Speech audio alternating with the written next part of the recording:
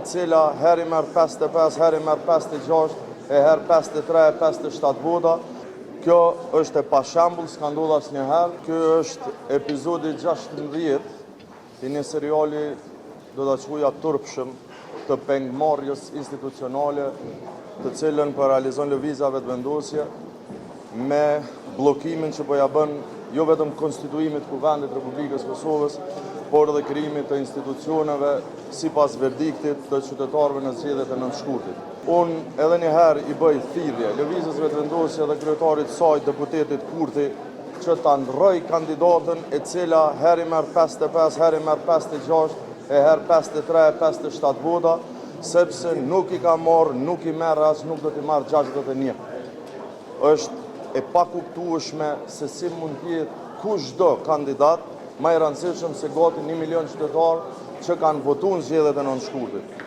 Kjo është e pashembull, s'ka ndodhur asnjëherë dhe unë vërtet uroj që të mos ndodhë kurrë e të zhbllokuemi nga kjo situatë sa më shpejt. E dini që sot kemi një takim me Presidentin e Republikës Kosovës.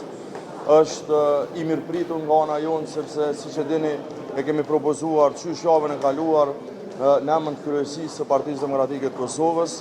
Unë aty do të shkoj edhe me vullnetin, edhe me shpresën për të dhënë kontribut për dalë prej kësaj situate, por normalisht do të marret edhe nga pjesëmarrja e kryetarëve të tjerë dhe nga qëndrimet që do t'i shfaqim aty. Por shikoni, optimizmi apo pesimizmi nuk janë atribute të cilat na ofrojnë zgjidhje. Ne po shkojmë me gatishmëri, po shkojmë me vullnet dhe po shkojmë me bindje që vendit i duhen institucionet. Ju e patë këtë ditë, ne humbëm përsëri shansin që të jemi antar të Këshillit të Evropës për shkak të kësaj bllokade. Sepse sikur të kishim kuvend, sikur të kishim qeveri deri tash, është dashur që t'i kemi dyjat, ka mundur të jetë një realitet ndryshe. Kosova ka mundur të realizojë një aspirat jashtëzakonshme të re për të rëndësishme antarësimin në Këshillin e Evropës. Përtej kësaj, ne ende jemi në sankcione nga ana e Bashkimit Evropian.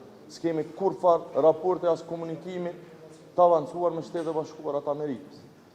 Kemi rritje të çmimit të energjisë. Kemi një rrezikim të jashtëzakonshëm të bizneseve të mëdha, të cilat tashmë do të jenë tregun e lirë të energjisë dhe ne s'mund të bëjmë asgjë në kuvend, as për ta thirrë zërrejën këtu, as për të nisuar shkarkimin e bordit zërrejës, as për të bërë asgjë sepse lëvizjave të vendosje po na mban kuvendin e bllokuar.